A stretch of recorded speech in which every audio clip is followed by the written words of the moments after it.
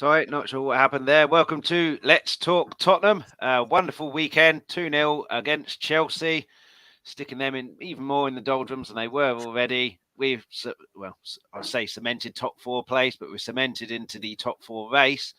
Newcastle losing in the cup. What could be better? What could be better? Joined by two great guests, not been on here for a while, so welcome back to both of them. Mark, how you doing, buddy? Yeah, I'm all right, mate. Always better after beating them. Yeah. Well, we haven't been In a for while. that.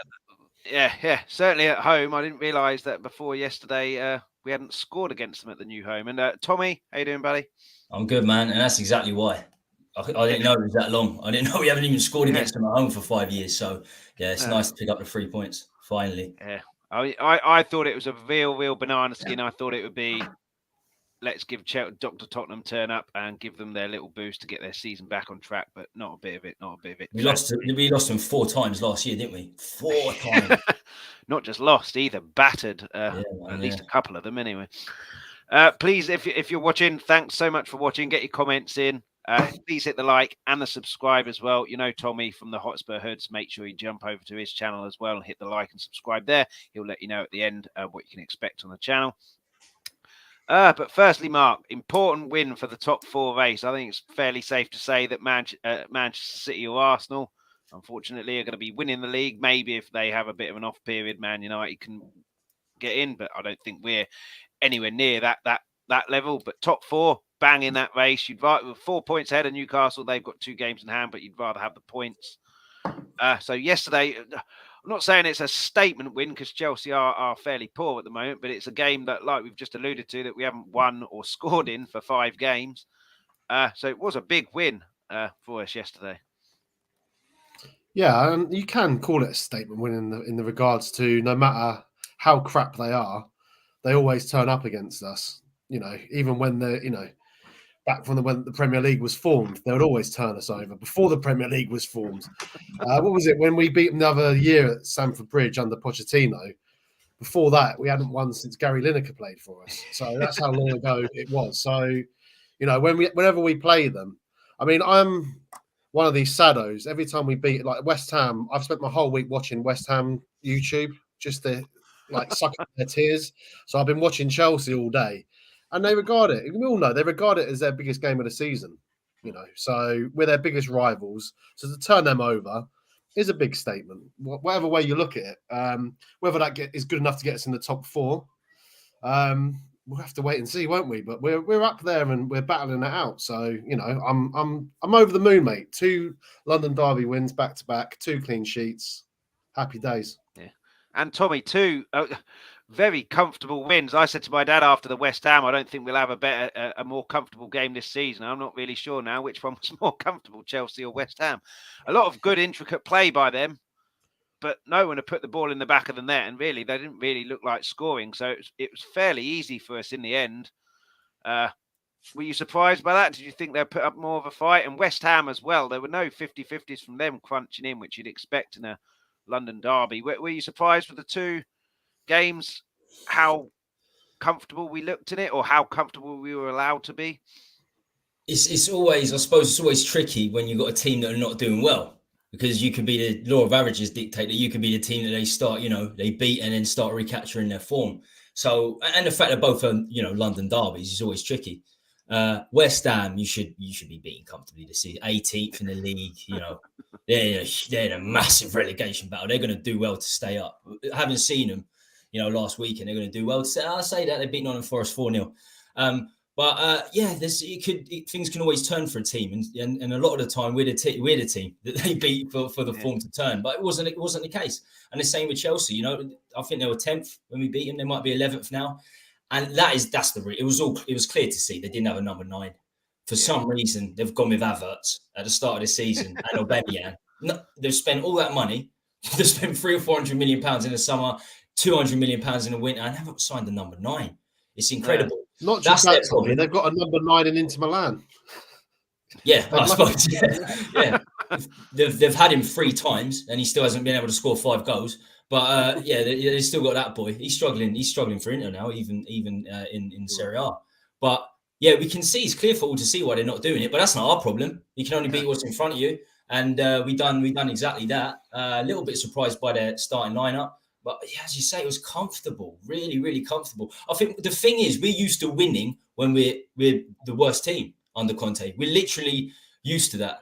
But we were sort of, level and slightly better than both teams. And yeah, comfortable 2-0 victories. Fantastic. 2 clean sheets. Fantastic.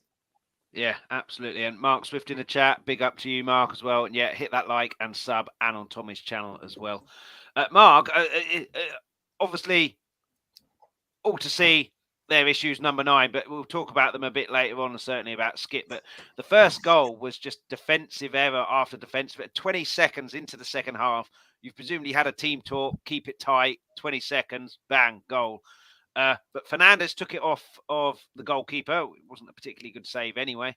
And then whoever it was that Skipp's chested it past didn't want it as much as Skipp. And then the goalkeeper should have done better with the shot. I think he got a hand to it and tipped it in rather than over the bar. I think, and it comes to a question about this guy who many wanted us as Spurs manager, me included, before the whole Nuno nonsense.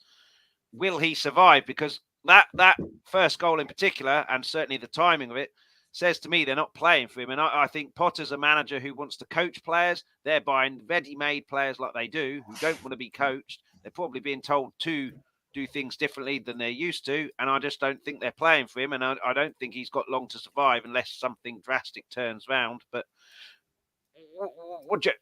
this isn't a Chelsea show, but it's nice to revel in the misery that they're in. What's going wrong with Chelsea? And do you think Potter will survive? And if so, how much longer? I don't think he's the problem. I think the problem is they just they went like a kid in a sweet shop with loads of money and just started buying everything they see on the shelves, and there was no plan to it.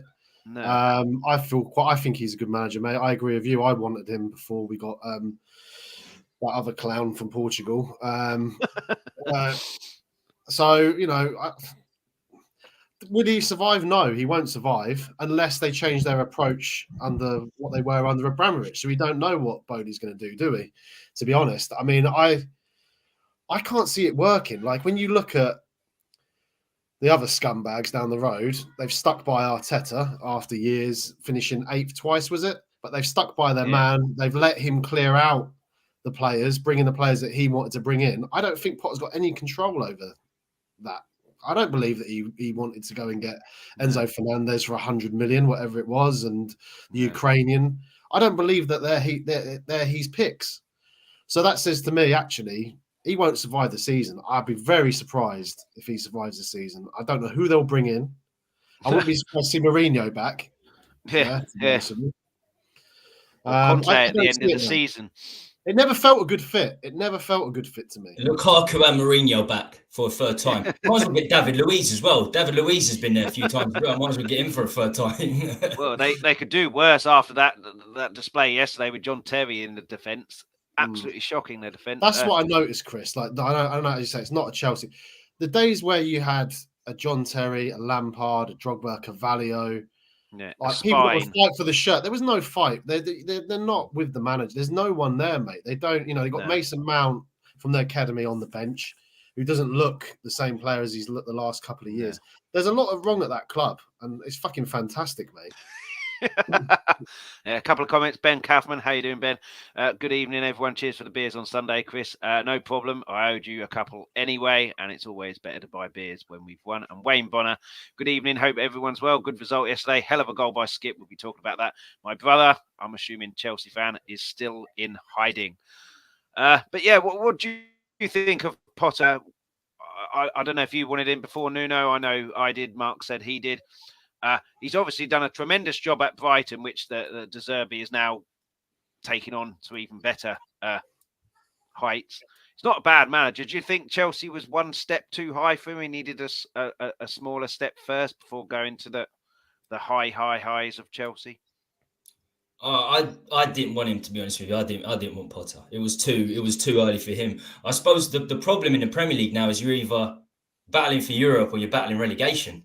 In many ways, Brighton could just be, Brighton are 2 or 3. Like next season, if they're fighting relegation, you wouldn't be that surprised, really, if you look at the squad. Yet they're fighting for Europe right now, so the difference is thin, is very, very thin. I'm not surprised they went for him. I'm very, very surprised they sacked Tuchel 4 or 5 games into the season. I mean, the guy won the Champions League for him 14 months ago. There's no loyalty in football anymore, is there? No loyalty at all. One of the main things is the fact that we struggled second game of the season. They should have beat us. They were all over us with Tuchel. And one of the greatest things for us going into the game is that Potter plays 4 at the back. And we traditionally play good against teams that play 4 at the back. Against a 3, like for like, we struggle under Conte, Stellini, whatever. So as soon as I saw that, and you got 2 relatively new centre-backs, Koulibaly only turned up in the summer, Badiashile, the other day, quite frankly. So, when they lined up the way they did, I was very, very happy. And if you look at the game in general, it was just they offered very, very little. And I think Potter hasn't had a say in any of the signings, to be quite honest with you. I don't think he's had a single say in any of the signings. Ridiculous, though, isn't it? 600 million or whatever it is, and not £1 of that is what the manager wants. My head teacher used to say during revision, I think this was during my GCSEs, I remember she used to always say this: if you throw enough shit against the wall, some of it will stick. I don't think a head teacher should really be saying that, but that's what they're going for. If they spend enough money, if they throw enough money around, 1 or 2 of the players will be okay. And I think that's the case. In the coming years, 1 or 2 will pull through and do well. It's a matter of time. But it's just like a wasted season, a completely wasted season. And you can't do that because, we can see Man City and Liverpool are in transition. The league, in many ways, was up for grabs if somebody really wanted it. But they've got absolutely no chance. I feel like their time's going to come, but I don't know now. I don't know. There's only 13 games to the end of the season. They're going to really, really struggle to get into Europe. And that's fantastic for us. That's wonderful. West Ham aren't going to get into Europe. Chelsea aren't going to get into Europe. Obviously, Arsenal could win the title. I'm convinced they're not going to win the title. That's a whole nother conversation. But I love seeing Chelsea's demise. Yeah, I mean, I agree with Mark. I don't think he's going to be in charge come next season. And then you've got the issue of £600 million worth of players that the next manager doesn't want either.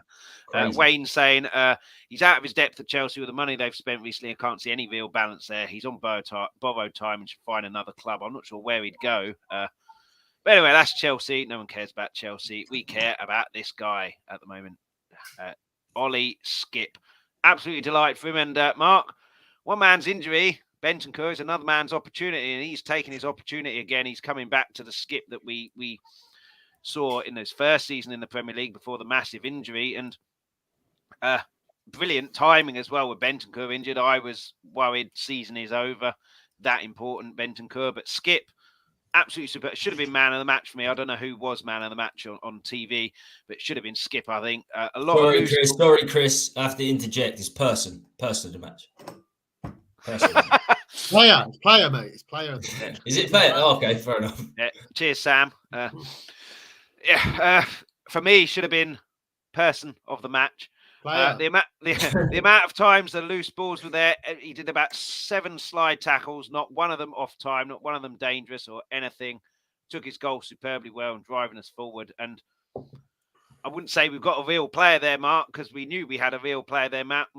We've got a player that we knew was there come back and absolutely superb. And him versus Bentancur next season can only be good for the team. Yeah, and I just remember the meltdown before the West Ham game, just going on Twitter and fucking people like in hysterical tears saying, "Oh, why isn't Sarr starting? Why isn't Sarr starting? Why is he fucking starting Skipp?" Just let them pick the team. Like, I've always liked Skipp, The players that we've seen come through in central midfield, in Ryan Mason, Winks, he's head and shoulders above them. I've seen it from day one, mate. Some people don't see it. I don't. I think he's got a bit of everything. I said the only thing he can add is to get goals. That was his first league goal for us yesterday. The only thing I don't like about our midfielders, mate, because I've not spoken to you for a while, they're all pretty similar. They're all a similar type, aren't they? We haven't got anyone, your famous one, Chris. We haven't got the playmaker, have we? We still haven't got it, mate. We still haven't got it. Since we have. He's just that he scored our second goal and plays up top. Yeah, exactly. Yeah. So they're all pretty similar. And it is a concern because, Bentancur isn't going to be back this season. He might not be back the start of next season, and he ain't going to. It's going to be a long time before he gets up to scratch. It could be done. It could be. It's a Wanyama type injury, so it could be done. Could be. Basuma out for the season, pretty much, I would say. So we've only got 3. You know, unless you class Alfie Devine as well. You know, 3. Well, he is training with the first team now, isn't he? So you'd expect him to play some part of the end of the season. Probably not any first 11 to massive extent, but certainly coming on in games.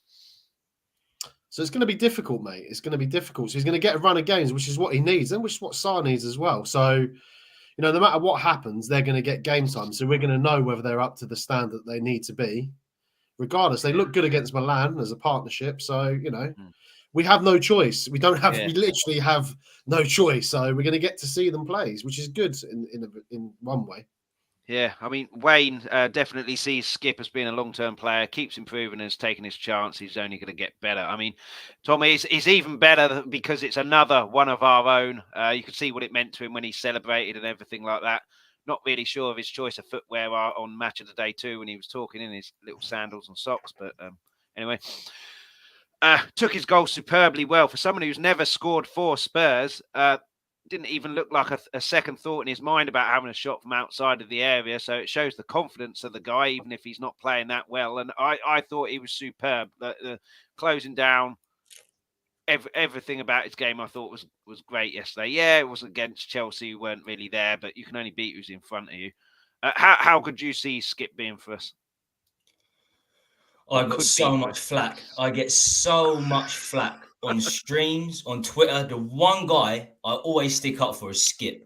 Don't get me wrong, it's because he's homegrown. I've always got a little bit of a soft spot for homegrown. Like I don't even want to sell Tanganga to a certain extent, but look, Tanganga probably looks done. So he's our next big homegrown talent, Oli Skipp, and he can do a bit of everything. He really can. The thing is, he revels doing the dirty work, like he did at Norwich. The dirty work that doesn't get publicised as much, doesn't really get the assists and the goals, although he did Sunday, and I'm very happy for him. I don't need to go. I don't need to go against Chelsea to know how class of a player Oliver Skipp is. Pochettino said it. Jose Mourinho said it. Future Spurs captain, not just a good player, future Spurs captain. So he's got his head on his shoulders. He's the exact opposite to Ndombele and some of the toxic players before them. Maybe not the most talented, but gets the absolute best out of his talent. And yeah, he's adaptable. He can do a bit of everything. And look, he's never going to be a playmaker for me, but he's still young enough where he can push into those positions when needed, especially if we go to 4 at the back. Sometimes we're probably going to need a cam, or we'll play a flat 4-3-3, and he'll have to move up there now and again. And we've seen a few times before he got injured last season, he was running up the right side on the wing. I've seen him pacing it past a few players, dribbling. So the guy's versatile. He's a homegrown boy, 21, 22. I think we're very, very lucky to have him. And I've had his back for a long time. The amount of comments I've heard saying, he's bang average, he's championship standard. He was fantastic for Norwich in the championship, got him promoted, but he's not just that. Last season, first half of last season, him and Son were fantastic. And it's good to see him back in. We know he's only got the opportunity because of Bentancur's injury. Yeah. If Bentancur and Hotspur are fit, the way they've been playing together, they'll probably be starting from here until the end of the season. Yeah. And then Basuma, you throw Basuma in there as well. He'd probably get the games too because he's £30 million. So you've got to take advantage of your opportunity. Kane done the same because he had Soldado and Adebayor in front of him. They were injured, come in around the same time this season and smashed it. He's never looked back. So I'm a massive, massive Skipp fan. And he will. I'm so glad he played in front of Sarr for the West Ham game. I really am. It's easy. Don't get me wrong. Sarr was great against AC Milan, but Skipp done a lot of the dirty work. West Ham, he was fantastic. Chelsea, even without the goal, he was absolutely fantastic. So him and Hotspur, it looks like a real good partnership. Yeah, and Højbjerg deserves a bit of credit for that as well, doesn't he? Because he helped Bentancur settle. Looks like he's helping Skipp settle back in the team now. He's probably done the same with Sarr.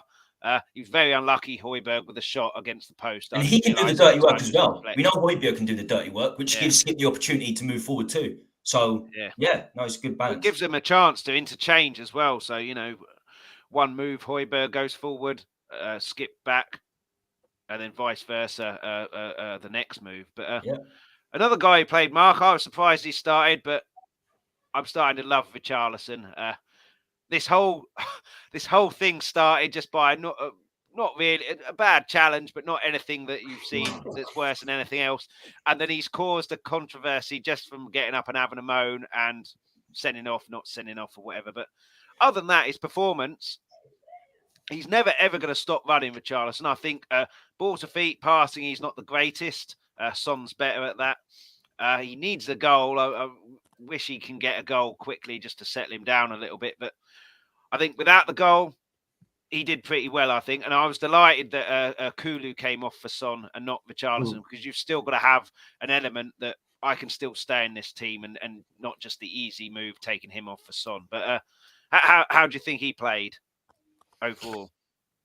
If I'm honest, mate, I don't think he had a great game. I know people are saying he does work hard. I feel sorry for him in the sense that I don't really think he's playing in his best position, which I think is central. We see it at the World Cup. At number 9, he was fucking brilliant, mate. He was one of the best players at the World Cup. Scored 2 of the best goals at the World Cup. He works hard, yes.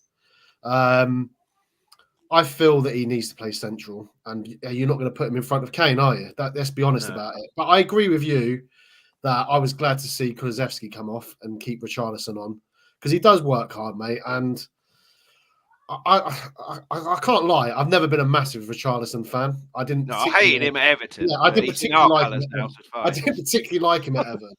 But I remember when he signed for us, the Everton fans are like my age. I'm 41 years of age, and I was speaking to them, and they were saying like he's the best player that they've seen at Everton. And I was like, really? Like, I just couldn't believe it because of that work ethic and the way he sort of integrates himself within the team and works for the team. So and he pretty much single-handedly kept him up last year as well. Yeah, so exactly. Probably heart ruling in the head. Probably in the head. Although to be fair, mate, as I say, I'm 41. There ain't been that many great players at Everton in that time. To be honest with you, let's be honest about it. So Big Dunk's probably he was good. Big Duncan Ferguson was good, mate. Yeah, but I ain't had many. Young Wayne Rooney. We're not doing the Everton pod though. No. So I can see the work ethic, and I love the shithousery, and he definitely cares. But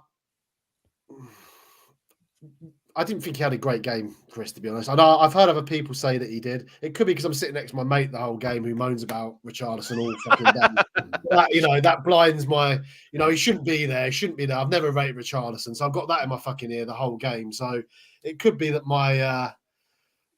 I was blinded by that. But it was listen, there's not one player on that pitch that I thought had a bad game. But he didn't stand out for me. Put it that way, Chris. He didn't stand out. Yeah. What do you think, Tommy? Is it the different position? He needs to be central, like he is for Brazil, where he scored goals, and Everton when he kept them up before when Calvert-Lewin was injured. Do you think it's a confidence issue, different change of system? What do you think's the issue with Richarlison not scoring the goals that he was at Everton? To be fair, he's hardly played on the left side starting. Because Son's played 21 of, I think he started 21 of 24 games in the league. So I think Richarlison's 2 starts that he's had in the last few weeks are his only starts at left wing. Because he played on the right, didn't he, when Kulu was injured? So you had Son, Kane, and Richarlison. And it doesn't work on the right. I never saw Richarlison play on the right for Everton. I saw him play predominantly on the left. When Everton were good on Ancelotti, he played on the left and Calvert-Lewin was up top. So I think his best position, for me, people will disagree. It's the left wing. It has to be because that's why we bought him for £60 million. We bought him as a left winger. That's where he's got his 213 goals. So, I suppose he can play. He plays number 9 for Brazil. You're not going to play on a left wing with Vinicius Junior in front of you, are you? So, he has to play. He has to play up top for Brazil. And don't get me wrong, it's fantastic that he does, and he scored a lot of goals. But still, predominantly, he's a left winger. I think he's been unlucky. I do. I think he's very unlucky. The first 7 games of this season, Son was atrocious, absolutely horrible. That's when he should have been given his opportunity. Because I don't know if you remember, when he was coming off the bench, he was fantastic. But the only opportunity he got was coming on the right-hand side. He's just definitely not a right winger. So I do feel... Who would you have played on the right, though, at that time? Because Kulusevski was injured, wasn't he? So it was a needs must, I think, at that time. Absolutely. But still, he should have got an opportunity earlier on the left. But definitely, he's got to go on the right. I mean, Lucas has been sort of in and out of injury. He was injured at that time, wasn't he? He was injured at that time, so we didn't have another option. You can look at that's a problem with the depth in many ways. You know, even through January, we signed another left winger. We signed a third left winger. Yeah, Lucas is on his way out. We've got 3 left wingers now. Yeah. Perisic should play left wing as well. So we've got 4 left wingers, no right winger. Which is just bad moves in the January window, as it always is in the transfer windows. But Richarlison, I think he is a left winger. I also do think he is in there. He was signed to replace Kane. When Kane goes, which I think will be this season, he is there as the number 9 because he did play there last season when Calvert-Lewin was injured. So I think that's why I think that's why he's there. And talking about the game, I don't think he played well, but he's got that fire, hasn't he? He's got that tenacity you need in London derbies, and it was the same against West Ham. I thought he was really bad against West Ham, to be honest with you. I think he was really, really poor. He improved slightly against Chelsea, but very, very little end product. I wanted Son to start. I really did. But I was surprised he didn't start after the goal against West Ham. And he had 10 days rest. So 10 days on. He's only played that substitute appearances. He's mentally been able to rest physically. So I was like, when I was looking at the lineups, I wanted Son to start. But the correct decision was made. Win 2-0. Yeah. I mean, do you think Richarlison will come good? I agree with you, Tommy. I think Kane, I think Man United will put in a serious bid for Kane this summer. If he's going to sign a contract, he'll get rejected. If he isn't going to sign a contract, Levy's got a decision to make and cash in on him. And then if he does, don't necessarily need to buy a striker because Richarlison's there. That's where he plays for Brazil and did for Everton. But we'd have to sign someone. But do you think he'll come good? Yeah, I do. I rate Richarlison. I really, really do rate Richarlison. £60 million, a lot of money, but in the market, that's what you got to pay. I think it's 50 rising to 60. 40 games, like 20 goals for Brazil. You have to pay it. It's 50, 60 million pounds, just the way it is. Yeah, do you think he'll come good, Mark? If he plays as a striker, I think he'll do okay. Yeah, I think he'll do okay. Yeah, Conte's catch up in the chat. How you doing? Why'd you come on every time at this time? I need to go to the store to get food. Can't you come on at 10 at night? I'm sure my girlfriend would be delighted about me screaming and shouting about Spurs at 10 in the evening. This guy, start with you, Tommy. God knows what's happened to this guy, but long may it continue. The defence as well, but primarily Emerson. He looks like a changed player, Emerson. Would you put that down to? Is that just his work ethic? Porro is now a genuine threat. He's having a baby or had a baby, judging by his celebration against West Ham. So maybe that's matured him. What would you put this sudden? He's not a world beater, and there wasn't really that high a ceiling to to compare his recent performances to. But he's definitely improved. What would you put that down to? We said this about. It's funny you should mention the baby thing because we said this about Ndombele. I remember during pre-season a year and a half ago, we were like, "Oh, do you know what? He's matured now because he had a baby. He done a baby celebration in pre-season. Didn't last very long. He had a couple of good games, and that was it." I think it's safe to say Emerson Royal can't really put him in the Ndombele category. To be fair to him, he fights hard. He gives it his best, even when he was getting criticised. He was still up for the. I don't know how he was, but he was still up for it because he was shocking. He still is shocking for me, but he was, he's shown a different side to him. I'd done a little short earlier, and you expect a right wing back, left wing back to bolt up the line. He's changed it. He knows he can't cross. Everyone knows he can't cross. He's got 2 assists in 66 games, something like that. So he's making the run centrally, and he's finding space. The defenders from the opposition team are not able to pick him up. It's fantastic. Yeah. They probably will eventually. They'll probably see it. The opposition managers will see it. But he's certainly, his decision-making, his passing has got a lot better. I don't rate his defending at all. People will say he's a good defender because he makes tackles. Positioning is horrible. That 90% of his challenges are slide challenges from behind. So it's a matter of time before they don't start working out. But look, he's doing his best. He's doing his best. He's fighting hard. And I can only commemorate him for replying to the negative comments he's had, and I've given him plenty. He's still fighting, and Porro signing definitely has made an impact for me. That has kicked him up the arse a little bit. Yeah, I think it can only be a good thing. A few comments here on Richarlison. Wayne says his attacking play isn't what it should be, but his defensive work and tracking back impressed me. He needs games to settle in fully. this season now. I'm not sure he's going to get that. Conte's catch up. We're going to win the league now after yesterday's destruction of the plastic blues, and Emerson Royal is now valued at 200 million, 50 million. It increases each day that passes. And Mark, how you doing, buddy? But yeah, Mark, Emerson, what's changed, do you think? It could be a number of things, but something definitely has, I think.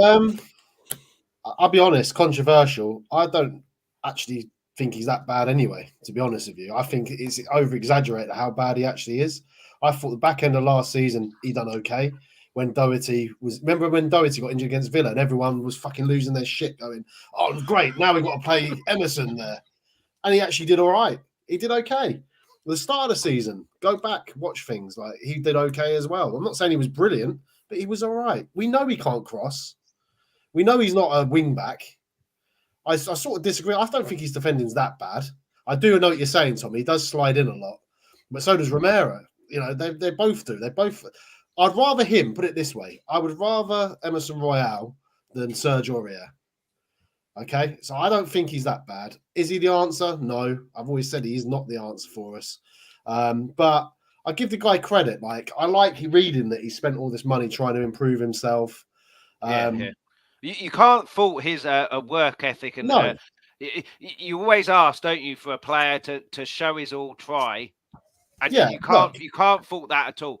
The quality isn't there, but you can't fault. No, we want better. We want someone better. Look, we hope that we got it in Poro, who, by the way, one of the worst debuts I've ever seen in my life. But that's a different story. But listen, he isn't good enough for what we need. But he's been doing well, and I give the guy credit. Same as Lamela. I like Lamela because I like players. Tommy mentioned Ndombele. I couldn't stand the guy in the end because he's got all that talent and he don't put it in. Give me an Emerson over Ndombele every day of the week, mate. Do you know what I mean? I like players that put it in for the shirt and give everything they do. Whether he's good enough, that's where you have to pick up on Paratici or whoever for bringing them in. If he ain't good enough, that's not his fault. Do you know what I mean? If he tries, mate, I back him. I back him. Yeah, I mean, Justin made a really good observation. When was he on last Monday, saying that he's now drifting inside rather than going wide, and Kulu's taking the place out wide, and he definitely did that on. Yeah, he's coming through centrally. That's how he scored. He scored in the box. He's definitely doing that. So whether that's him and Kulu thing, a Conte and Stellini thing, an all four thing, I'm not sure, but it's definitely working. And Tommy said about the defence, not going to be a very good host here because I'm going to trigger you. Dyer's getting a new contract. Is he actually? Is this confirmed? Well, it's rumour, isn't it? And I know you're a massive fan of him, so I wanted to get your take. Well, I heard that he got I do apologise. I heard that he got 8 yesterday. Yeah. I mean, for me, if he's gonna be a backup, fine, give him a contract. But if he's our starting centre back, I don't want him as a backup. You know. I'll tell you why I don't want him as a backup. Because his influence in the dressing room now, that's how he gets. If he won't be backup, if a new manager comes in, he's like a teacher's pet. He speaks all these languages. He's a big boy, 6'2", got the biggest head you've ever seen. So you think that he can head a balls and he's going to be amazing in the air. So he's got all these things going for him. I swear to God, the reason he's still around is because of this language thing. He speaks Portuguese. That's why he stayed with Nuno Jose. The guy is below average. I want to say average. He will be lucky to get in a starting 11 of the teams in the bottom half of the Premier League if he wasn't at Spurs. And it's not an agenda. Well, I suppose it is an agenda because I want him gone. So I guess if I'm negative to Dyer and he goes, then absolutely it's an agenda. I think he's a nothing player. He doesn't engage in tackles. Whenever he's got to engage, he runs off, lets the other boys do the job. I don't rate him at all. You know, I mentioned Wanyama a little bit earlier. I think that in that C15, 16, 16, 17, he was carried. He had Dembele next to him, Emerson in front, brilliant back four. He was the weakest part of that starting 11, Dyer. And I saw it when Wanyama came in for that season. He was incredible. That was the best Spurs team, 16, 17. Yeah. When Wanyama was there in front of Dyer, that was the best team he ever had. Yeah, we had the best 1-11 in the league that season by easily. Absolutely fantastic. Absolutely fantastic. And then at centre-back, his tactical awareness is terrible. His defending consists of running off pretty much. So I don't rate him all. We done okay. The team were tested yesterday. Romero, Davis, Langley weren't really tested, were they? Let's face it, with no number 9. Same with West Ham. Yeah, I mean, Mark Cousin says it here. I think Tommy mentioned it. Since Poch, every manager has picked Dyer. Does that say something? You actually got dropped by Poch. You got dropped by Poch for Winks in that entire last season. Yeah, I mean, best of a bad bunch, Mark, or there's something that they see in training that we don't see. That, I mean, that Leicester game, at least 2 of the goals, he stood off. I don't mind the standing off, but at some point, if the player keeps the ball, you've got to engage. You can't just stand off forever. Because in the end, I think for Iniacho's goal, he essentially shielded the ball from Forster, so Forster had no chance. But every manager picks him. Does that say something, or is that just there's no one else? Well, I love Eric Dyer, and Eric Dyer loves me. I don't. What was it? How long's he got left on his contract? Yeah, I don't know, but I can't even respond to the contract you said, Chris, because I wouldn't be giving him a new. Listen, if an offer come in for him, I would let him go, mate. I agree with Tommy. Yeah. I don't think he's good. He isn't good enough for us. We've seen him long enough now. I don't hate the guy. He's another one that a bit of a passion, isn't he? He does, but he's not good enough. He's not good enough. He is not good enough. He doesn't give us the homegrown status. You know, we it's one of them. When we got that offer from Man United years ago, we don't know when to sell players, I think, and that's part of our problem. You know, if you get an offer of whatever it was, 30 million that supposedly Mourinho wanted him when he was at United, we should have let him go then. I wouldn't be giving him a new contract. I don't think he's good enough. I don't hate the guy, but you said that Leicester game, he was awful. He was absolutely awful. I mean, he wasn't the only one. Let's be fair about it. But his one stood out because they've resulted in goals. That's the problem, Chris. With a lot of these players, is they'll have 2 or 3 good games, but you know there's a shit show around the corner. They're just so inconsistent. So no, we need to improve. We need to improve the whole back line, and he needs to go. Frankly, yeah, I mean, it'd be interesting. But you mentioned shit show there, brings us very nicely onto VAR yesterday. Don't fucking get me started on that. Well, let's get you started, Mark. I don't think I've ever seen the referee make a decision after 3 minutes and then go and check a monitor. It's always 3 minutes for VAR to get involved. I mean, I don't think it was a sending off, but then Sterling had a penalty shout in the first half, which he did get clipped. Whether it was enough for a penalty, I'm not sure. Thiago has thumped Romero in the head. That didn't get looked at. So pretty much every single decision was wrong. Terrible. But that sending off, not sending off, it was right in bloody front of him as well. I saw it from where I was. The screen is further away than he was to the referee, and he's taken 3 minutes. But it's just and Arsenal, the goal that they got disallowed, Trossard, pathetic. There's nowhere near the goalkeeper, and that's been disallowed. I mean, we talk about VAR all the time in negative ways, and Gary Cahill said it's getting better on Match of the Day. I don't know what he's been watching, to be perfectly honest. But can I ask you a question? Yeah. Why was VAR introduced into the game? Yeah, it's to stop all of this shit happening, but nothing's changed. Exactly. And has it stopped it happening? No, it hasn't. So but let's get rid of the fucking thing. It's a waste of time. It's a waste of time. It causes more controversy. You then think the game is corrupt because you're thinking, well, if they've got these cameras, how can they not get the right decisions? And probably, it probably was the right decision in the end. Yeah. But if you're in the state, I mean, at least if you're watching it on TV, you sort of know what's going on in the stadium. We were like, what the fuck is it going on? Because it come up on the screen, VAR check. And I was like, well, he's going to go because he punched Emerson in the face. I could see it where I was in the second tier. So I was like, well, he's going to go. And then it said, so it's a VAR check on the screen. And then he gave him the red card. And then it said something else, didn't it, on the screen? Go and check. He's going to check the TV cameras or something. We were like, what the fuck? What is going on? Like, I still don't even really understand what happened. and then he runs off the fucking pitch in the second half and goes for a shit. Oh, that was quite funny, wasn't it? I don't know. I thought he was taking a shit too. To be fair, I thought he was doing Eric Dyer. I thought he was doing Eric Dyer. I think the referee had an absolute shocker yesterday. Thankfully, it didn't make any difference to the game. But Conte's catch-up says, sick of it already. They'll replacing the ref R2D2 and C3PO. It's brought in to annoy the fans, and it's working. But I mean, Tommy, I'll let you into a little secret on Stuart Atwell. I know his wife. Well, I used to work with his wife. A whole family of Arsenal fans, by the way. I'm not saying he is. I don't know who he supports. I know his wife, and she was an Arsenal fan, as were her whole family. So, but I mean, say what you want, but that's a fact.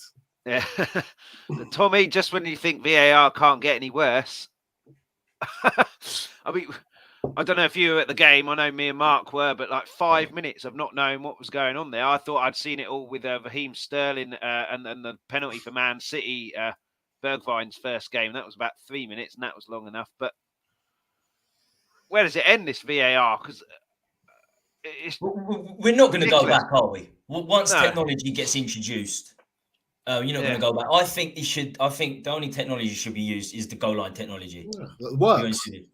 That's exactly. It's fine. It's it's absolutely sound. Absolutely sound.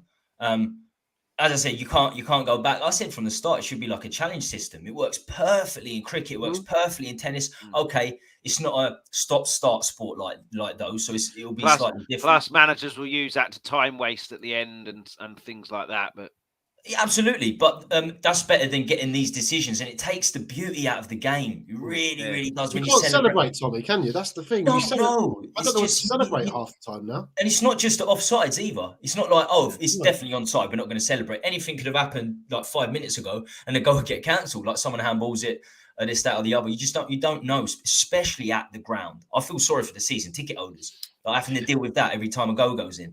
It's it's got enough to worry about with a team, let alone VAR. But exactly. But the decision itself should have been a sending off. At the end of the day, Emerson was lucky. Emerson shouldn't be doing that. That was silly, like smashing him in the back. But at the end of the day, if you make a challenge, if you shoulder barge someone and it accidentally hits them in the face, fair enough. But Ziyech wasn't shoulder barging someone. If his face slap accidentally hits him in the face, I mean his chest slap or whatever hits him in the face, you didn't need to do that. So for me, if it touches the face, it looked like a punch from one of the angles.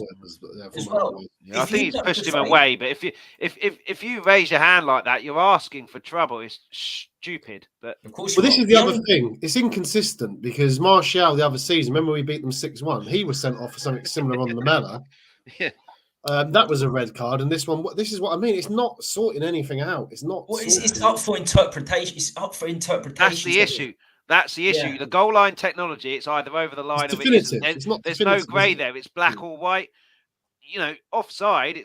It's offside. But if he's leading that way, it's not offside. If it's toenail, it's just. And I don't even know the handball rule anymore. No, I don't even bother with that. So I mean. Just move it back. If it's offside, just do the goal line technology in your offsides, goal line technology.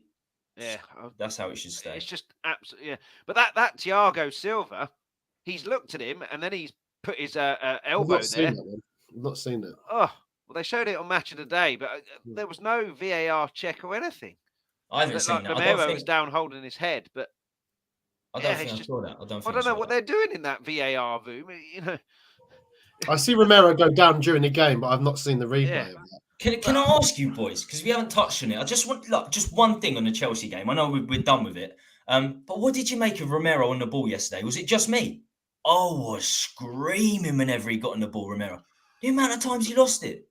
I can't remember. I'll be honest, mate. I don't really remember that. Honestly, my girlfriend doesn't like football, and I was telling her, I was like, Romero, every time he gets a ball, he's lethargic, he's messing about, and I love Romero, and then he kept doing it. He's done one great thing, Tommy. What I remember, he nutmegged. I can't remember who it was. He nutmegged someone, but he lost the ball 2 other times doing that. He lost the ball so often with his bad touches and stuff. If you watched it, it's weird because you watched it live. But if you watched it from the TV, you'd probably be shouting at the screen because you zoom in on some of them and you're like, what the fuck is he doing? Seriously, sometimes he does have a tendency to do that, though, unfortunately. One every 5 or 6 games, he gets really lethargic on the ball. It's weird. because he's usually very good on the ball. He's not like a Toby Alderweireld where he's going to, you know, play 35-yard passes, but he's brave, comes out with the ball, makes those passes. But now and again, just really lethargic yesterday. Yeah, I didn't notice either, to be honest, to be perfectly honest with you. I was more looking at other things. But yeah, Conte's catch-up, will come to this in a bit. I want to know what the summer's going to be like and what type of caliber player we're going to get in. I worry that this coming transfer window will be very limited. We'll come on to that a bit later on. But I saw this stat. Harry Kane, 20-plus goals in each of the last 9 seasons in all competitions, Mark. Not bad at all for one-season wonder. I think it's only him and Lewandowski, isn't it, that have done that in the top 5 leagues? I read somewhere as well. I think Kane's definitely the only one who's done that in England. In England, yeah. I think out of the top 5 leagues, it's only him and Lewandowski that have done it over the past, I think, 5 seasons, I think they said. Anyway, yeah. Well, he just keeps doing it, mate. There's no surprise. But that was another one. I didn't celebrate that too hard because I see Dyer. It was right in front of me. Dyer was leaning on their defender. I thought they're going to fucking VAR this, and he's not going to. So I'm not going to bother celebrating it. That's what I'm saying. It kills it. Like, so I thought, yeah, they're definitely going to pull that up, but they didn't for some reason. But yeah, he's just, what can you say, mate? Just consistently does it, doesn't he? Clearly, you know, he's just a legend, mate. Simple as that. Well, I mean, Tommy, if we're right and he goes in the summer, that's not just Harry Kane. It's not just the goals. The amount he's added assisting in the last few seasons, and we're not going to get top dollar for him because he's only got a year left. It's not like he's got 3 years. You want him, you pay top dollar. I mean, I could ask how good is Harry Kane, but we've asked this time and time and time again. The answer remains the same. But I mean, how do we cope if we don't have Harry Kane and the amount of goals that he scores and contributes to? And the team's getting weaker. I'm convinced a lot of the players come in for Harry Kane as well. Like when we finish 6th and 7th, they're looking at Son and Kane and saying, okay, you know, we're not great. We know we got 6th and 7th 2 seasons running, but the fact that you got Son and Kane, we're going to get back there. You haven't got Kane. If you haven't got Kane, you lose a bit of Son as well. And Son's no spring chicken either. And I'm convinced Kane's going to go. We take this guy for granted. And I'm guilty of it too. I take him for granted because the guy is exceptional. Absolutely exceptional. The season where he got top goal scorer and top assist maker, I don't think that's going to happen. In my lifetime, I don't think that's going to happen in the Premier League. Top goal scorer and top assist maker. You got someone like Haaland, who's an incredible goal scorer, but you know he's not going to get those assists. He just isn't. He hasn't got that passing range. So I was talking to a Man City fan, and I go to him. I asked the question on a neutral stream. I said, "Who's the best passer in the league?" He went, "It's between De Bruyne and Kane." I'm like, "Probably Kane." And this is a Man City fan. I'm like, wow. And he is an awesome passer. We take this guy for granted. Even yesterday, a couple of nutmegs in no man's land, moves it to the side, almost creates an opportunity for himself. And he does it time and time again. Certain games, he's got no space. He's got no right to score goals from there. And his hold-up play as well. His hold-up play is like, it's just unbelievable. Incredibly strong. Hasn't got the most pace, but on the shoulder. Times his runs perfectly on the shoulder. It's the same with centre-backs. The best centre-backs are not the quickest, not even the tallest, like Baresi, Cannavaro, but positioning. Positioning is paramount. And it is for Kane. He's phenomenal. And he won't rely, because he doesn't rely on pace, could get another 8-9 years out of him. If a club signs him, he can easily get another 7-8 years. He can drop back. He can drop back as well. Exactly. Yeah. I mean, he's near post on the corners, isn't he? He's near post, heading the corners out. He's an all-round phenomenal player, the greatest we've ever produced. But I don't care what anybody says, he's the greatest we've ever produced. Yeah, and what I would say on him, there's only one club I think he's going to go to, and I think you're both right, is Man United. Yeah, they're crying out for someone, aren't they? What I would say, there's talk now, I don't know, I don't follow Man United, but there's talk that the Glazers might stay until the summer. Well, the only thing I think that's going to keep Kane is we get someone to come in to invest alongside Enick, or they fuck off. I think that's the only way. That's the only chance we've got of keeping him, because I don't think he'll sign a contract under Daniel Levy. If we win the FA Cup, investment. If we win the FA Cup, big. And we finish top 4, maybe. Maybe. Because I know Brad Matthews, he's convinced after the where was it that he broke the record? That was West Ham. No. Man City. The emotion he had on his face, fans singing his name and everything.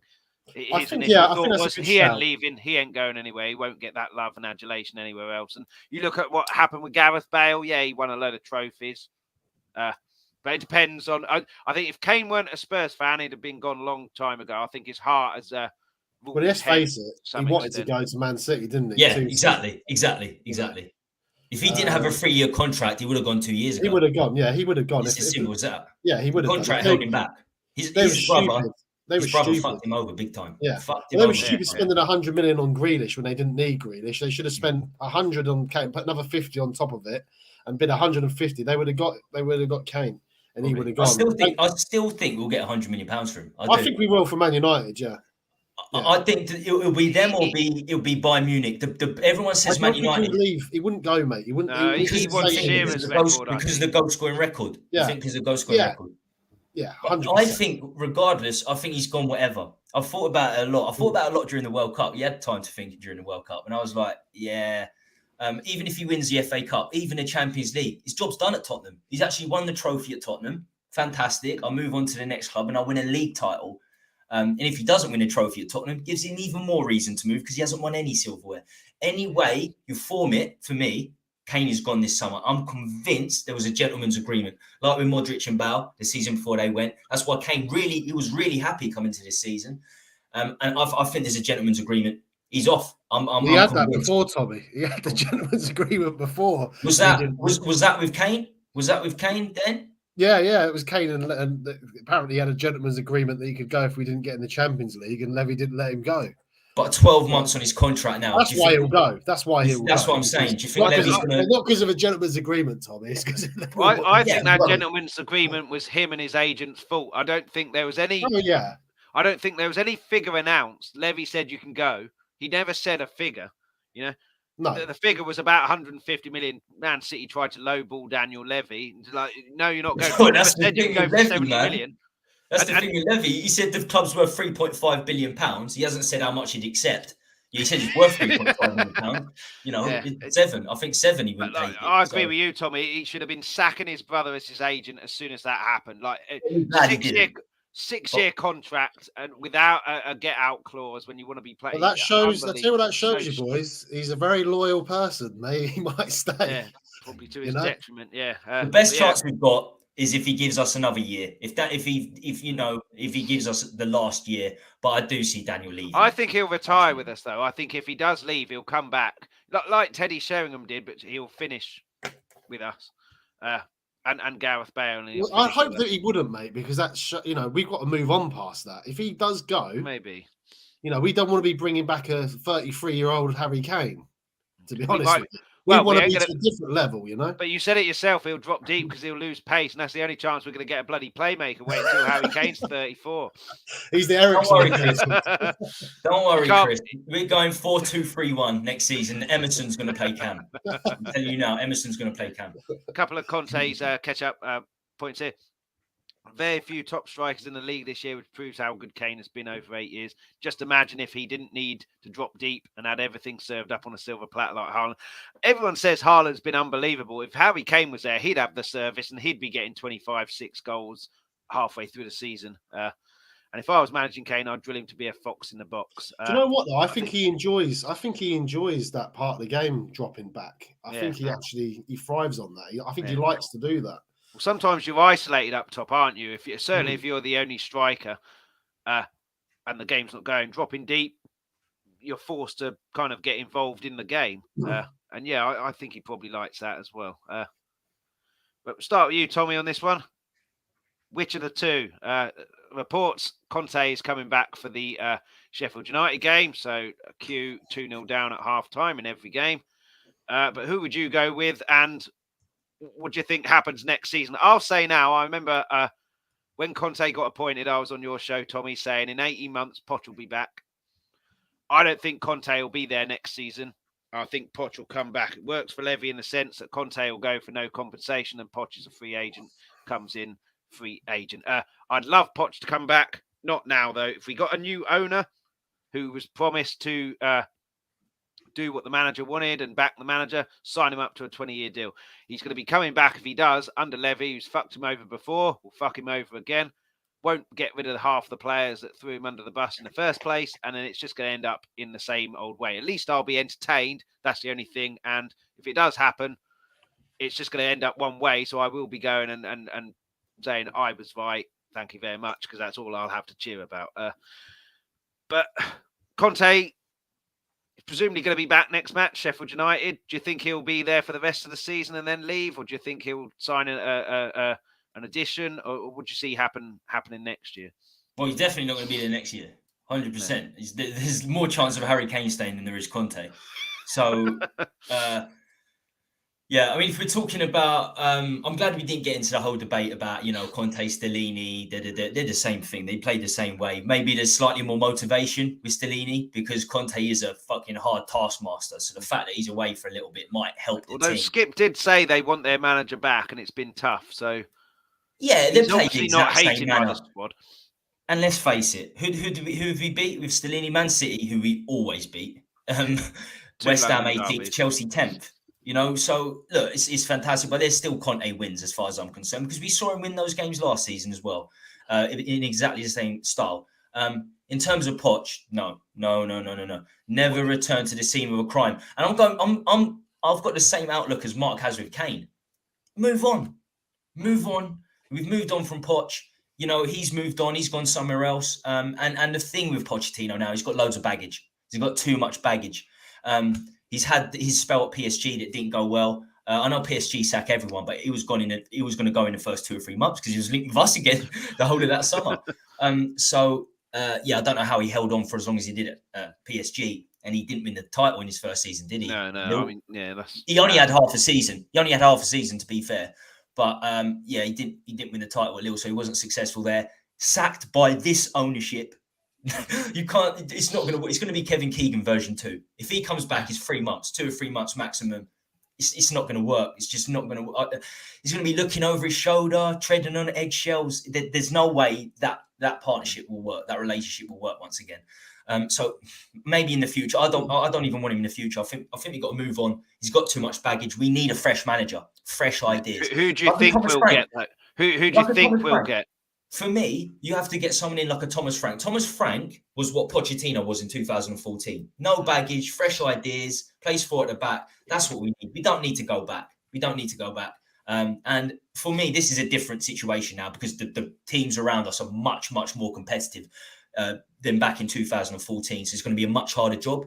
We lose Kane, we lose Conte. We're out of the Champions League for 5 years. Minimum, we're out of the Champions League for 5. I don't have a problem with that. Because I know that's how it's going to be. I've already come to that as that's how it's going to happen. We need a new project. We need to move on. And I think a new manager playing 4 at the back is essential. But we all know who we're going to get. We're going to get Tuchel. We're going to get another ex-Chelsea manager. Is that who you think we'll get? I think we'll probably go Tuchel if he's still available. I actually do think we'll go Pochettino. I do think we'll go because if enough fans ask for it, he will. He will give in. He will give in to the fan base. He did with the director of football. He did sacking Nuno when he did, which was a good decision. But Levy outchanced all around the stadium, forced him into it. So I think he will get Poch. To be honest, I think this is doomed to fail. But I do as well under this ownership. But a different owner. It was rumoured, wasn't it? But it seems to have gone out now. So maybe a smokescreen. But yeah, I just think Poch will come back. I think. Zero compensation for Levy. Also, Mark, if Conte goes, because he hasn't been backed, really, fans will be angry. Bring Poch in, who was loved by the majority of Spurs fans in his first spell. Another appeasement manager signing. But what do you think will happen? Who do you think we'll get? Who do you want us to get? Or do you think Conte will stay for another year or longer? I don't disagree with anything anyone has said. I think Conte will go. I think you've hit the nail on the head. It doesn't cost him anything when he goes. Pochettino's on a free. It doesn't cost him anything to get him from a club. It's as simple as that. That's what's going to happen, isn't it? We all know it. We can all see it. So I absolutely love Pochettino. He's my favourite all-time Spurs manager. I love the guy. But like you say, what is the point in getting him back? Because we don't even back an elite manager like Conte. Pochettino isn't an elite man. I absolutely love him. What he did at Tottenham was unbelievable. I can't tell you how good it was, the job he did. But he's not an elite manager. He's got an elite manager now, and he's not backed him. So if you'd have asked me what I actually want to happen, I actually want either Enick to back him, which they're not going to do, or a new ownership to come in and back this man we got now. I don't enjoy the style of football. I'll hold my hands up. I just want to see us win things. I don't really care anymore about the style of football. Back in the last season, we were playing good football, though. We were playing all right. Yeah. He can do it, but I just think he's more fucking defensive because he has to be, we've got shit defenders and he has to build everything around that, try to protect that shit defense. If we had decent defenders, we could be a bit more progressive. And we got the players to be that way, but we haven't invested. We've brought in one defender since he's been there on loan from Barcelona, and he ain't good enough either. So we're playing David. If Pochettino comes back, we're playing Ben Davies, who was a substitute left back. We're playing Eric Dyer at centre back, who was a defensive midfielder. And then now they're two of our starting centre backs. Or Davis is a left wing back now. Like, what is going on? Like, I don't blame Conte at all. And as I say, I blame him for some of the stubbornness. I do blame him I agree with that. I do agree with that as well. He is very stubborn, but we know that anyway. We know he's very stubborn. And I agree. I'd like to see us play 4 at the back at times. He isn't going to do that. But one thing I question is, why have we just brought in Pedro Porro, who's clearly a wing back? Yeah, if we're going to if Conte's going, that's one thing that doesn't make sense to me. How much are we spending? 40-odd million. Yeah, I mean, we will have Udogie back, and he's tearing it up in Italy. So I think he's also a wing back. Yeah, but he'll be straight in, and he is young. That's true. He's for Udinese. He's a wing back. Yeah, so we're bringing it. We've got 2 wing backs now, so they're not going to play a back 4. I mean, wing backs should be able to adapt to full backs, but you've seen the size of Porro. I can't. Yeah, no, apparently, defensively, he's not. I mean, I'm not going to pretend I know a lot about Porro because I don't. But just listening to the experts, so-called experts of the Portuguese league, and reading the stats on him, supposedly he isn't a great defender. He's good going forward. He's got a great cross on him. Good at free kicks. Good at set pieces. But I don't think he's that great defender. I don't know whether he can play in a back 4. Again, I don't know. I'm not an expert, but from what I see, I'll be surprised if he can play in a back 4. Yeah, it's like we said about Chelsea earlier, Tommy. You're buying all of these players for one manager when that manager ain't going to be there for more than a year, and then you bring a new manager in, different style of manager. I mean, we brought in Emerson, who's a fullback, for Nuno. We then bring in Conte, who plays with wing backs. 6 months later, it's just where it's under Poch that first time, certainly in 14, 15, 16, 15, 16, we were buying players in, and he had not Paul Hitchin, what's the other Paul Mitchell. Paul Mitchell, who was scouting the players that Poch wanted. Dele Alli fit our system under Poch like a glove. He plays in a different system with Jose, doesn't work. He's a player who fits the system. And we had players that we were buying in for an actual purpose and a reason, and they all slotted in. Fair enough, the quality wasn't quite there, but in terms of how they play, the position they played, that was. And we've gone back to just crazy house again. So this summer, I mean, Conte's Ketchup asked what kind of caliber we'd buy. I have no idea because I don't know who the bloody manager is. I don't know if we're going to be buying in wing backs or full backs because I don't know which manager we're going to get in, and I don't know which manager plays with wing backs or full backs. And we're probably going to get loans in. We've got to pay for Porro. We've got to pay for Kulu. So that's 2 players there. Yeah. I still look. I stick by what I say when I say players should be able to adapt, but they're not going to come straight in. If you're a right wing back, you should be able to adapt to full back and vice versa. But in general, the problem there is keep changing manager. That's the problem. Yeah. How are you supposed to build a foundation for the system you're playing if you change your manager all the time? It all stems from the Nuno appointment. That's when I sort of lost my. That's when I was angry. I was angry when he sat Mourinho in a Carabao Cup final. In 72 days, you employ a sacked Wolves manager. Incredible, absolutely incredible. And it's all sort of spawned from that, hasn't it? Because we sacked him within 2 or 3 months, and we got Conte in, it's and all now spawned from Poch calling for a rebuild, Levy not doing it, and then throwing him under the bus rather than taking ownership for that. And if it had just given him not a full rebuild, but something. But we don't care about the positions of players either. The positions are not that important for Levy. It's sell-on value. If we can sell him on, then that's key. Well, why'd you sign Danjuma? What? We didn't sign Danjuma for sell-on value. It's £2.5 million initial loan fee. So we got him because he was cheap. Porro, 35 million pounds. Everyone's talking about him. He's a magnificent player. So it's about sell-on value. Why'd you spend 35 million pounds on Gill as a left winger when you got Son there? It's incredible. It's based on being young enough for a sell-on fee, not their positions. Yeah. And that's why we need a director of football that's not just a puppet, because I'm convinced that every transfer, every contract signing, it goes through Levy. Everything is micromanaged to the finest of details. And that's the problem. That's why Levy has to go. And this rubbish about new ownership is still going to keep Levy as chairman. Oh, my. Oh, yeah. I don't understand that. Yeah. I mean, that's going to be part of the deal, isn't it? So if you want to buy the club, I'm still in charge somewhere. So therefore, no one's ever going to. Yeah, that's just crazy. But imagine Udogie back four next season. Udogie and Porro, as Mark says, only really played at wing back, and then you've got Romero and Dyer. Romero's ultra aggressive, and Dyer, who's absolutely useless in the back. It'd be a nightmare too. Where are we going to go? Who are our substitute left backs? Perisic and Sessegnon.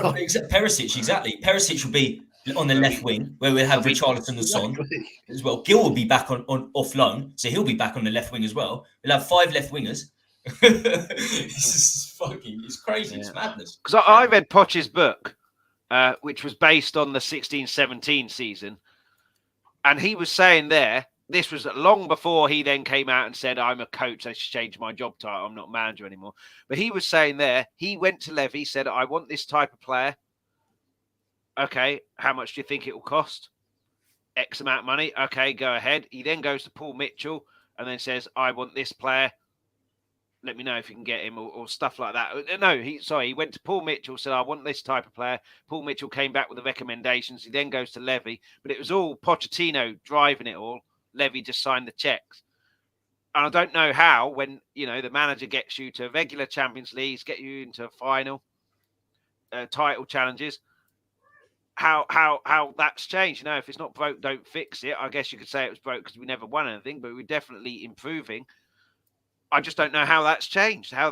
Now we're buying just, like you said, Mark, with Chelsea, kids in a sweet shop. Absolutely ridiculous. But it won't change. I think we make Levy too much money. You're not going to leave anywhere, are you, where you get a 500 grand pay rise? All we can hope is that Man United sell, and whoever, if the Qataris don't get Man United, they come into us.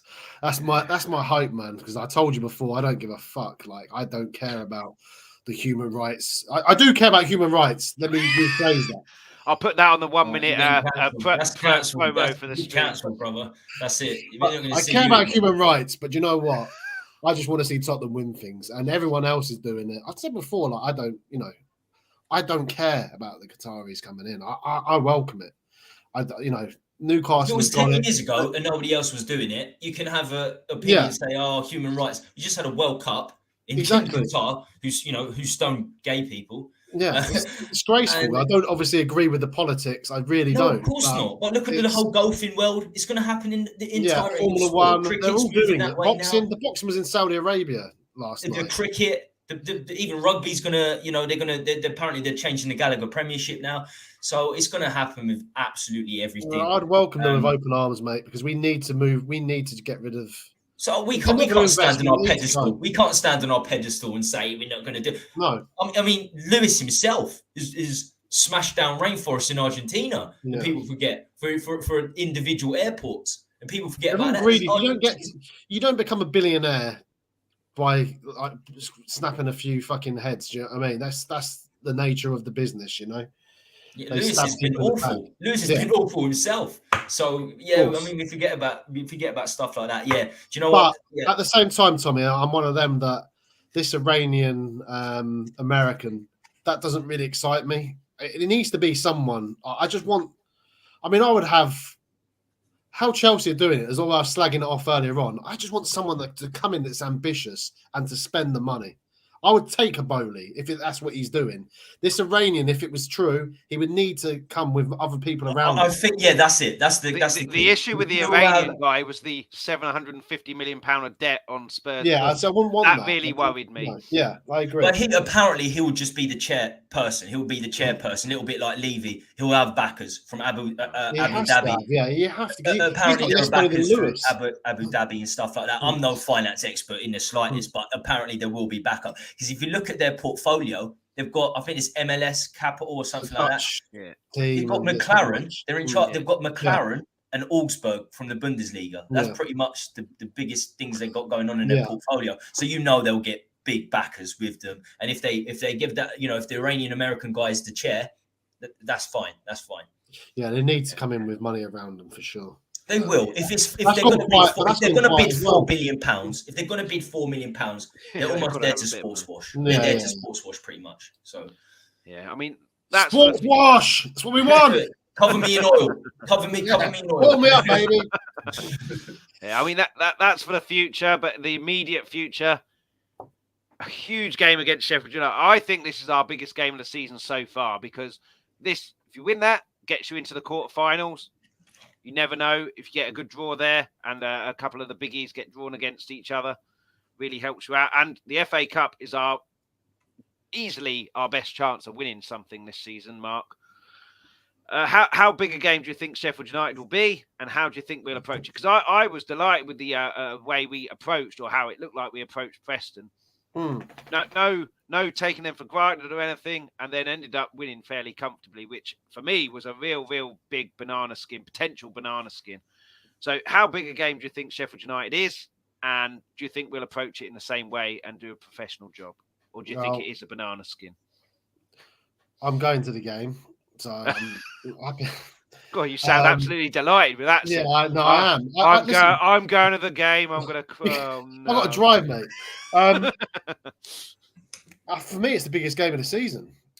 For me, it's the biggest game of the season, mate. I want to win the FA Cup. I want to win the FA Cup. For as long as you've known me, Chris, I've been saying I want to win a cup. I'm not bothered about. No, I am bothered about the top four, but for me, I want to win trophies. I'm in this game to win trophies. I'm lucky enough that I've been to, I think, 6 finals with Tottenham. We won 2 of them, yeah? And the best days I've had as a Tottenham fan were them finals. Like going back to Tottenham after winning the League Cup against Chelsea, going into the pubs in Tottenham with my mates and getting hammered. You know what I mean? That's the best day I've had as a Tottenham fan. Not the top 4 the first time was great when we beat Man City, but it don't beat winning the cup. And I was like, as I say, I'm 41. I was 10 the last time we won the FA Cup. And I barely remember it. I barely remember the last time we won the FA Cup. It didn't mean anything to me back then. So for me, it's the biggest game of the season, mate. Is it a banana skin? Yes. These are the kind of games in the past we fucked up. So Sheffield United is playing well and doing well. So they're going to be bang up for it. You're on mute, mate. Yeah, I am actually. Yeah, thank you very much. Hopefully they've got one eye because they are doing well. Hopefully they've got one eye on getting promoted and then take their focus off the FA Cup. But even then, wins, confidence is created by wins. So they're trying to go for promotion. They want to win this because that's another win. They don't want a defeat. But yeah, I'm with you. Just take this super seriously. Because you never know, I don't know who's left in it, but you could always have, we get a favourable draw at home and then Man United versus Man City. I don't know if they're in it, but there's some good teams left in. Team out. There's some good teams left in, but the 2 that you fear are Man City and Man United. We already said we always seem to beat Man City. I wouldn't want to face them, don't get me wrong, but I think Brighton may be still in it. There are some decent teams still left in, but I think if you look at that last 16, I've never seen a better draw of a lot of Grimsby are in it. You got some, you know what I mean? There's some small teams. It favours us. But look, I'm not going to be picky. Of course, I want to win the FA Cup. But for me, the prestige of a trophy is who you beat along the way. So I want to take some big boys out as well. Yeah. I don't care about that. If we won every round with a League Two team, we've still got a trophy there in the trophy cabinet. I couldn't care less. No, it don't matter. Look, at this stage, yeah. But if I had a choice, I want a prestige of anything is for it to be a challenge. For me, that's the prestige. It's a challenge. No one's looking at Man United's run. No one's looking at Man United's run of winning the League Cup yesterday. Trust me. Martin Keown he's not happy with it. Oh, he's a fucking idiot though. Let's not go there. We can't be picky. We can't be picky. But for me, football is about beating the best. And you know, Portsmouth, Preston, Sheffield United. It's been pretty easy so far. We should beat Sheffield United. It's away as well. So you're going Sheffield, Mark. You're going all the way up Sheffield. Yes. Yeah. Man, that's well, I'm really excited about it. No, Sheffield. Sheffield boys are great. I thought for some reason it's Wednesday, isn't it? Wednesday. Yeah. Wednesday.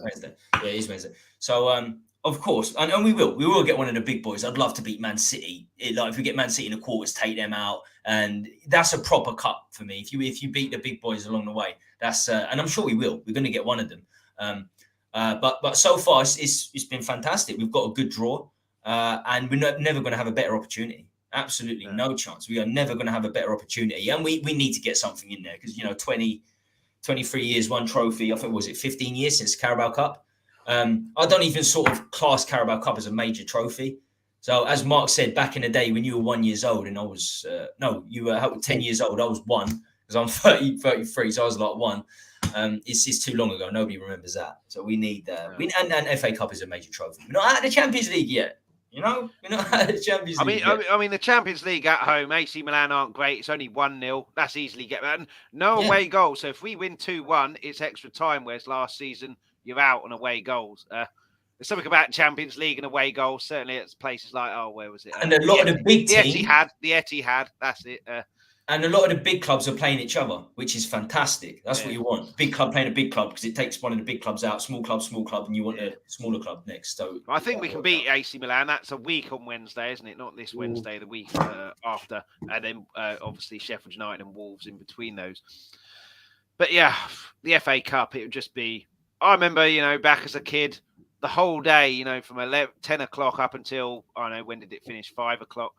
It was just FA Cup on TV. It's obviously lost that now because it's just like a normal Premiership game now. But yeah, I love the FA Cup and it'd be amazing to win that again. We won it. When we won it in '91, we'd won it the most 8 times. We won it more than anyone. Arsenal have overtaken us now. Man United have overtaken us. I think Chelsea are on the same. I think Chelsea won it 8 times. Liverpool would have overtaken us, I'd have thought. I don't think Liverpool have. No, I don't think Liverpool have. They may be on the same, but I think Chelsea. Are on 8 as well. But we were the cup team back in the day. And now we're the fucking bottle jobs apparently that never win cups. So we need to. Yeah, we're getting ahead of ourselves a little bit. Make sure you turn up professionally for Sheffield United. Don't take any liberties, and then hope you can get a good draw. And Conte will go strong. Conte he has to, I think, because it's. He did win the third round of the Carabao Cup. Champions League is going to be very tricky. He did against Nottingham Forest when we went out in the Carabao Cup third round. We played our best team. We lost, but we played our best team. So without a shadow of a doubt, he's putting the strongest team available out there. If he's there, him or Stellini, whatever. And I was very impressed with a Preston game. Just not because we beat Preston, we should be beating Preston, but the attitude. I never thought Preston didn't really look like scoring. West, the Middlesbrough game last season, Forest game earlier in the season. Oh, we're in trouble here. That's why I'm not getting ahead of myself, mate. We could easily lose. Wednesday, we could easily fuck that up. Very easily. So make sure you have the correct attitude and then hope that will start. Because that's half the battle in these giant killing games and banana skins. Half the battle is turning up in the correct attitude. And then the second part is actually performing on the pitch. But if you go in thinking we've won this because they're in a lower division and they start off well, very difficult to turn that round. Very difficult to turn that round. But yeah, I'd love an FA Cup. I'd love anything. I was delighted with the Audi Cup because I was starved for so long, but but yeah, pretty much reached the end. Brilliant result against Chelsea. Long time coming as well, and hopefully that can stand us in good stead for the top four, and then we can have a real charge for this FA Cup and turn around the Champions League. Thanks again to everybody involved in the comments and watching. Please hit the like and subscribe before you go. Notification bell as well. Jump over to Chris's Magic as well. It's my other kind of side hustle channel, Magic Trick, every week, 7:30 p.m. UK time. And then you go on to the description and the Hotspur Hood. Tommy, that's your show. I've been invited on tomorrow, which is fantastic. I haven't been on for a while, but what can people expect? I know you're doing shorts now as well as your normal videos. Yeah, I've started doing a few shorts. I'm only going to my Tuesday night stream tomorrow is like going to be my only stream with guests from here on in. That's going to be my guest stream. I'm going to do one live solo stream a week, either Thursday and Friday, and just try and do a few shorts before a run or after a run. Just get after a run's better because you get those endorphins released. You're in a bit of a high. So hopefully Thursday morning I'll go for a little run, and I've got only good things to say. Like if you get through against Sheffield United, I'm sure that'd be fantastic. So tomorrow night's the next stream, Hotspur Hood. If you haven't subscribed, that'd be great if you could head over there and subscribe, but not before you subscribe to Chris here, both Chris's channels. I've been doing a lot with Chris over the years, so make sure you subscribe. Hit the like as well. A lot of people forget to hit the like, but it really does make a difference and help the channel. Yeah, cheers. So make sure you tune in tomorrow at 9 o'clock, Hotspur Hood.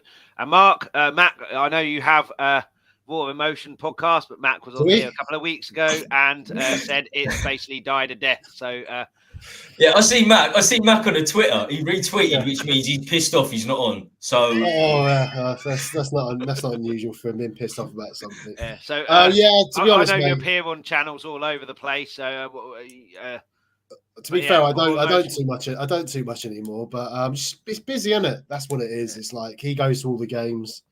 I'm going to Sheffield United, then Wolves, and then AC. So the way we did it, it didn't work because we were speaking just before the game, half time, and all that. So it doesn't work. We're still mates. He's still a twat. It's all good. He speaks very highly of you as well. I bet he does. Make sure you hit like, subscribe, notification bell here, Chris's Magic as well, and Hotspur Hood. And make sure you tune in at 9 o'clock tomorrow on the Hotspur Hood. I'll be back on Friday reviewing the Sheffield United game. Looking forward to the Wolves game. Hopefully it's a happy stream and not just a depressing one where we're out of another cup. Just got back from the store. Has to go back to the 27th minute to catch the rest of the show. That's the beauty of YouTube. You never miss it. You can watch it all again and again and again, or watch from where you left off. Thanks for watching. Thanks for all the comments coming in. Make sure you go over to Hotspur Hood tomorrow and then check all of the channels out. Follow Mark and Tommy as well on Twitter. Conte's ketchup. I've banned 2 people forever on my show. So you must have changed your avatar. And usually when I ban people, it's because somebody puts in a private chat. Ban them because they're talking shit. So who are you? I don't know who you are. You have to tell me your previous avatar. It's not that dodgy one we used to get, Tommy, is it? Huh? It's not that dodgy bloke we used to get. Teabag. That was Gareth. I'm still convinced that was Gareth. Do you know what the problem with Gareth was? I used to get super chat. So I used to get £10 super chat every week from his Samantha Collins, who definitely wasn't a female. Yeah. And he called her out on being not a female. He called her out on not being a female. I haven't seen her ever since. So Gareth fucked me over big time on a few things. There's a surprise. And don't worry, he hasn't got anything nice to say about anyone. So, Conte's Ketchup is always in the chat here. Appreciate that. And everyone who's got involved in the comments. Like I said, like, subscribe, notification bell, same on the Hotspur Hood. Catch us on Friday, 12:30 p.m. Hopefully dreaming about the FA Cup quarterfinal and beyond, as well as Harry Kane was his avatar. Not sure who that is. Back on Friday, talking about the Sheffield United game and the Wolves game. Let's hope we can get through to the next round of the Cup.